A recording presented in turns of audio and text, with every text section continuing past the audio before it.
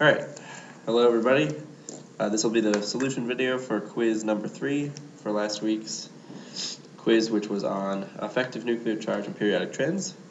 This solution video is sponsored by Ricola, so we'll put that right there.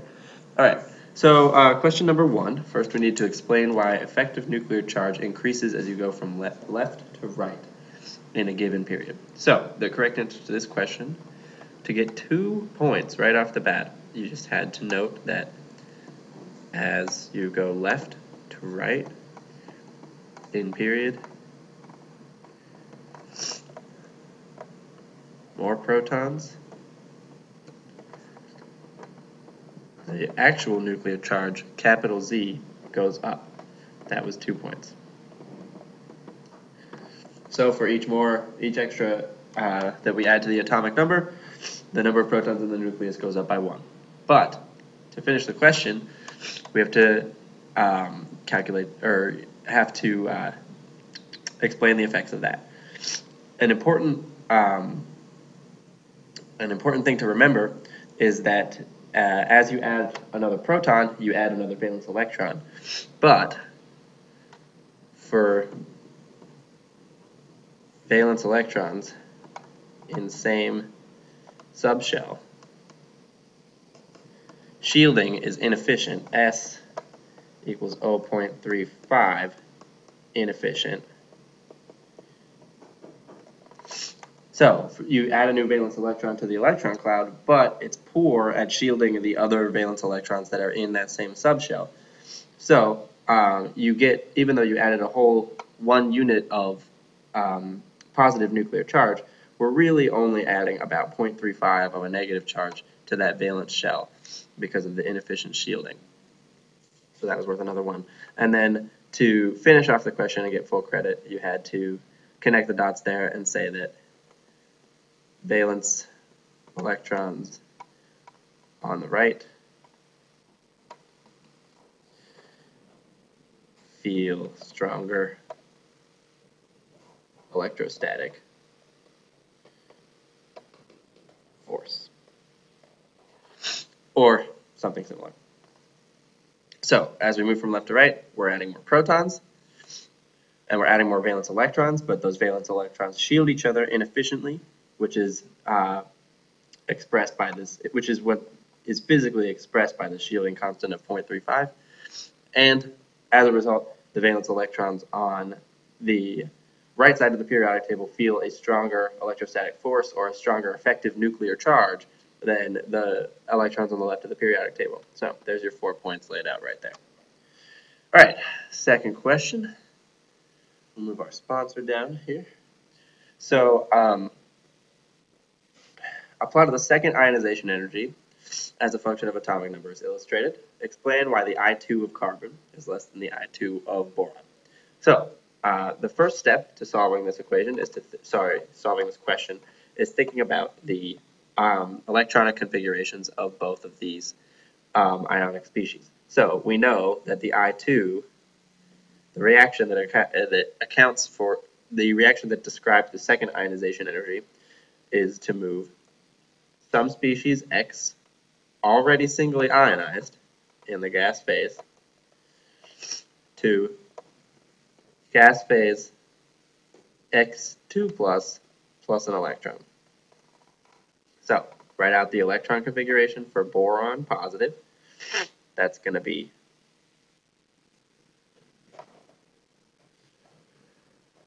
a filled 2s orbital and a completely empty 2p subshell. Next to it, I'm going to write, so we'll write 2s 2p. Next, we're going to write the electron configuration for carbon positive.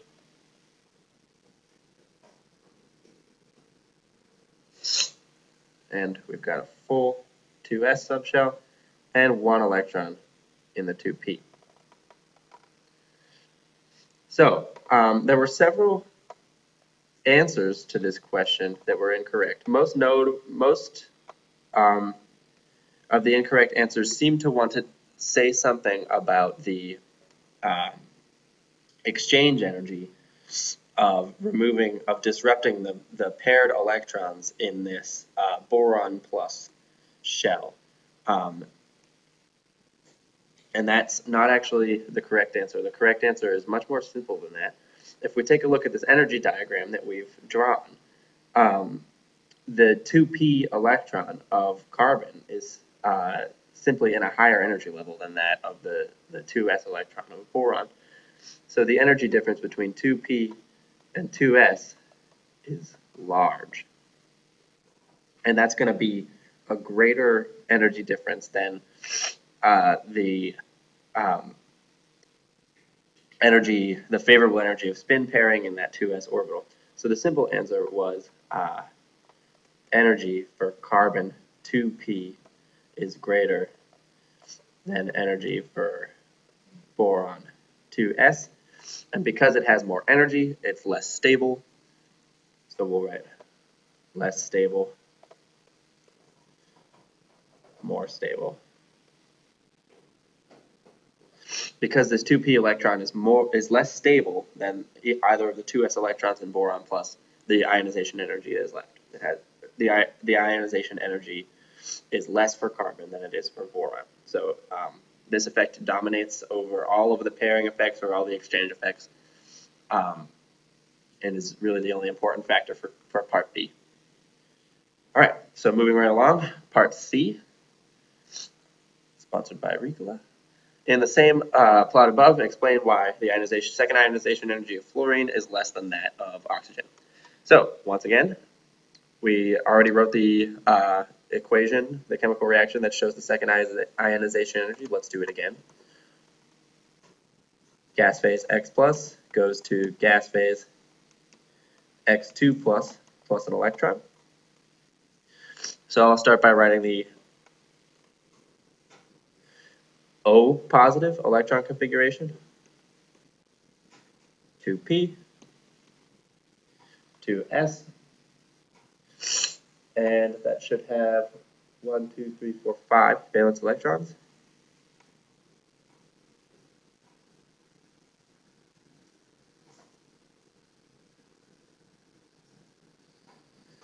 Yeah, I still need to consult my periodic table. All right, and then we'll do the same thing for F plus.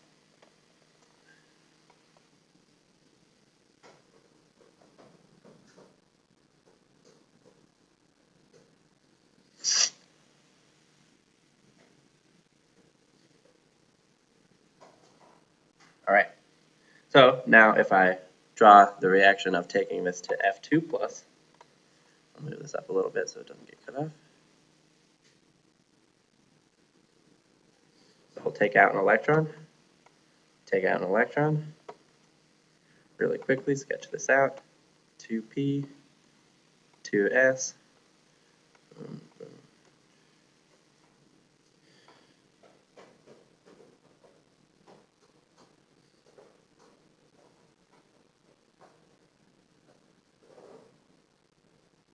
sorry about that. Okay, so what do I notice about this? In both cases, I've removed a 2p electron, so the energy difference can't be that big along the same lines as what we talked about in the previous question. But the electron that I removed from fluorine came from this doubly occupied 2p orbital, whereas for oxygen, all of the orbitals are singly occupied. So in both of these cases, I get the energy, or I pay the energy to remove a 2p electron.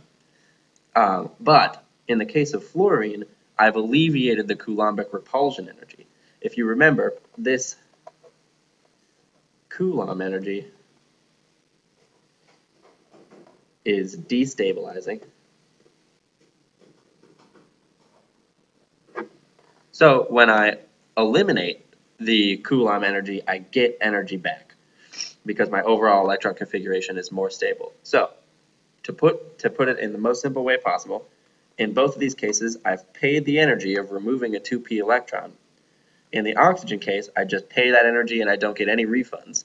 But in the fluorine case, I pay the 2p electron energy, but I get the refund of alleviating this Coulomb energy caused by the repulsion of these two electrons. So that gives me enough of an energy discount that the second ionization energy of fluorine turns out to be slightly less than that of oxygen, contrary to what you would expect from the periodic trend. Okay, so there was a possibility of getting one. So this is the 3 out of 3 answer. In this box, we'll draw. There was a possibility of getting 1 out of 3 points in this question by talking about the exchange energy, and you had to specifically mention exchange energy in terms of K and tell me what that exchange energy corresponds to, which of course is the ability of these electrons to swap places in indistinguishable manners, which stabilizes the overall electron configuration. But the reason that this is only 1 out of 3 and not the correct answer is that the Coulomb energy is much bigger than the exchange energy. So while it's true that moving from this electron configuration down to this electron configuration offers you more exchange energy compared to oxygen 2p, that gain in energy is trumped many times over by the alleviation of this Coulomb force.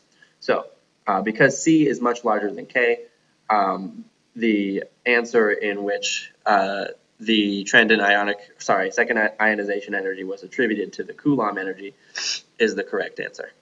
All right, so I hope that answers all your questions. If not, you guys know where to find me.